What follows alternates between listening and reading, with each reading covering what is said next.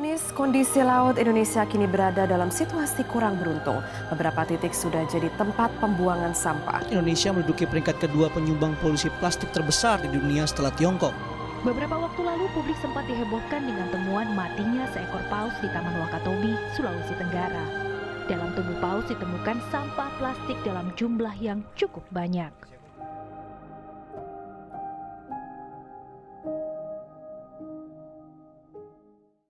Plastik telah menjadi suatu bahan yang tidak dapat dipisahkan dari kehidupan manusia. Terhitung sejak tahun 1950, total produksi global plastik telah mencapai angka 8.300 juta ton, di mana 79% dari angka tersebut telah mencemari lingkungan nih. Hingga saat ini, produksi plastik masih mengandalkan industri petrokimia. Material plastik yang dihasilkan oleh industri petrokimia tersebut masih menggunakan bahan dasar fosil yang tidak dapat diperbarui. Oleh karena itu, kita nggak bisa nih terus-terus mengandalkannya. Pertumbuhan penduduk yang semakin meningkat setiap tahunnya pasti diiringi dengan meningkatnya kebutuhan pangan, yang mana secara langsung akan berdampak pada meningkatnya produksi plastik kemasan makanan. Diketahui penyumbang sampah plastik terbesar berasal dari industri pengemasan, yang salah satunya adalah kemasan makanan. Sekarang, kita perlu memutuskan, mencari alternatif solusi untuk plastik atau melihat anak cucu kita tersiksa akibat kelalaian kita. Selanjutnya, muncullah istilah baru yang digadang-gadang bisa menggantikan plastik dan meninggalkan segala masalah, yaitu bioplastik. Bioplastik tersusun atas biopolimer. Biopolimer merupakan bahan baku penyusun bioplastik yang terbentuk dari biomasa terbarukan. Biopolimer ini memiliki sifat biodegradable, sehingga dapat terurai oleh mikroorganisme menjadi CO2 maupun gas metana.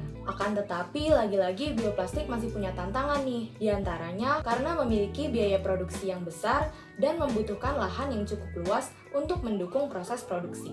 Oleh karena itu, untuk mengatasi tantangan-tantangan tersebut, solusi yang bisa kita lakukan adalah dengan memproduksi biopolimer menggunakan mikroalga hasil kultivasi pada media air limbah industri susu. Lalu, kenapa harus mikroalga? Mikroalga merupakan sumber daya alternatif berkelanjutan yang sangat berpotensi untuk memproduksi biomaterial. Salah satunya adalah biopolimer. Keunggulan yang dimiliki oleh mikroalga adalah yang pertama, dapat tumbuh tanpa lahan khusus. Yang kedua, memiliki tingkat pertumbuhan yang tinggi. Yang ketiga, kemampuan untuk tumbuh dalam kondisi yang beragam. Yang keempat, pemanfaatan CO2 pada pertumbuhannya. Berdasarkan laporan dari International Dairy Federation World Dairy Report tahun 2016, produksi susu secara global telah menyentuh angka 818 juta ton dan diprediksi akan semakin meningkat seiring dengan meningkatnya jumlah permintaan.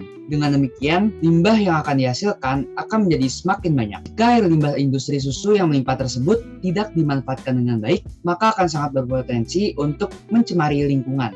Oleh karena itu, salah satu upaya yang dapat dilakukan adalah dengan menjadikan air limbah industri susu tersebut menjadi media kultivasi mikroalga. Air limbah industri susu ini dikenal cocok untuk dijadikan media kultivasi mikroalga karena mengandung banyak sekali nutrisi yang mendukung pertumbuhan mikroba. Kondisi tersebut sangat cocok untuk mikroalga yang memerlukan banyak nutrisi untuk tumbuh, termasuk CO2. Pemanfaatan CO2 oleh mikroalga ini nantinya juga akan berkontribusi pada penurunan emisi gas rumah kaca. Tidak hanya itu, menurut Jude dan kawan-kawan, kultivasi mikroalga menggunakan media air limbah industri susu ini tercatat telah menghasilkan penurunan biaya produksi sebesar 35 hingga 86% loh. Nah, oleh karena itu, kultivasi mikroalga menggunakan media air limbah industri susu ini sangat berpotensi untuk dijadikan alternatif proses produksi biopolimer yang lebih ekonomis dan berkelanjutan.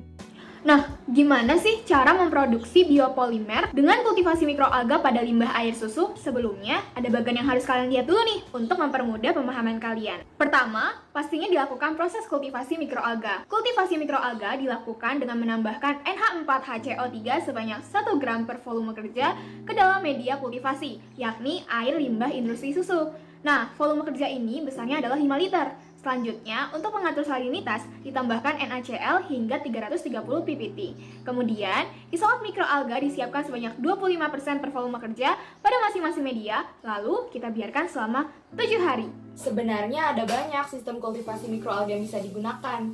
Akan tetapi, kami memilih untuk menggunakan sistem hybrid. Alasannya karena sistem ini efektif untuk memaksimalkan keuntungan di tiap prosesnya. Setelah mikroalga dikultivasi, kita masuk ke proses harvesting. Metode yang dilakukan pada proses harvesting ini adalah flokulasi dengan menggunakan asam sulfat.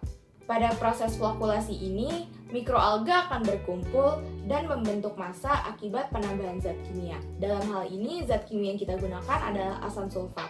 Alasan kita menggunakan metode flokulasi adalah karena metode ini tidak memerlukan biaya yang besar, memiliki efisiensi yang tinggi, dan dapat memberikan hasil yang baik secara kuantitas. Proses selanjutnya adalah pretreatment yang dilakukan untuk meningkatkan pemulihan komponen mikroalga intraseluler. Metode yang digunakan adalah metode mekanis dengan disrupsi sel, yakni high pressure homogenization atau HPH. Metode ini efektif untuk digunakan karena tidak tergantung pada spesies mikroalga tertentu dan tidak menyebabkan kontaminasi. Kemudian kita masuk pada proses ekstraksi dengan metode ekstraksi air subkritis. Pada tahap ini, air diberi tekanan di bawah tekanan kritis dan dipanaskan di atas temperatur mendidih. Nah, kalian tahu nggak sih, ternyata jenis-jenis biopolimer yang dapat dihasilkan ada banyak loh. Namun, kali ini kami akan menggunakan biopolimer polyhidroksialkanoat atau PHA untuk dijadikan bahan dasar pembentukan kemasan makanan. Menurut Lambert dan Wagner, bioplastik yang dihasilkan dari biopolimer PHA sangat cocok untuk menggantikan plastik petrokimia karena sifatnya hidrofobik. PHA juga bersifat biodegradable, biocompatible, dan berasal dari sumber yang terbarukan, sehingga proses produksinya akan berkelanjutan. Berarti sampai di sana,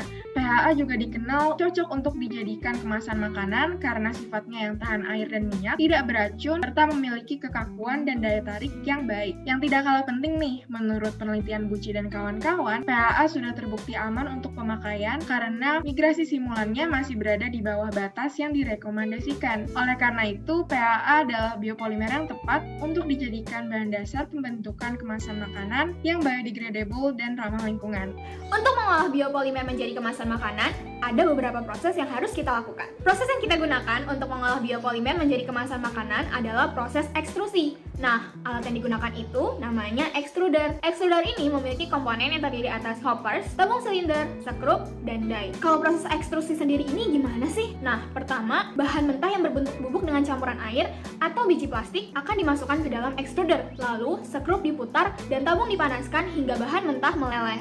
Temperatur ini bisa divariasikan berdasarkan zona yang berbeda. Pada akhir tabung silinder, terdapat komponen bernama die yang mengatur bentuk dan ukuran extruder. Die ini bisa terhubung dengan sistem blowing untuk proses blowing extrusion yang akan memproduksi film tipis untuk proses konversi kemasan selanjutnya. Sayangnya nih guys, ada masalah yang berpotensi muncul pada proses ekstrusi tadi. Karena plastisasi tadi menggunakan temperatur yang tinggi, akibatnya material plastik menjadi lengket dan mudah menempel. Untuk mengatasi hal itu, sebenarnya bisa dilakukan dengan menurunkan plasticizer tadi. Tapi, penurunan plasticizer juga memiliki efek samping, yaitu sifat kelenturan kemasannya akan berkurang. Tapi tenang aja guys, masih ada solusinya kok, yaitu dengan menambahkan pengisi oksida higroskopik berupa bubuk TiO2 yang bisa menurunkan kelembapan sehingga kelengketannya jadi berkurang deh. Nah, ini dia nih beberapa contoh kemasan makanan yang dibuat dari bioplastik jenis PHA yang tentu aja bisa dihasilkan dari hasil kultivasi mikroalga pada limbah air susu. Dari pembahasan sebelumnya, dapat kita ketahui bahwa produksi plastik berlimpah dari industri petrokimia masih menyebabkan berbagai macam pencemaran lingkungan karena sifat produknya yang tidak dapat terurai secara hayati. Hampir setengah dari produksi plastik tersebut datang dari industri pengemasan. Oleh karena itu, diperlukan suatu solusi alternatif untuk mengatasi masalah tersebut. Salah satu caranya adalah dengan memanfaatkan mikroalga hasil kultivasi menggunakan media air limbah industri susu untuk produksi biopolimer yang biodegradable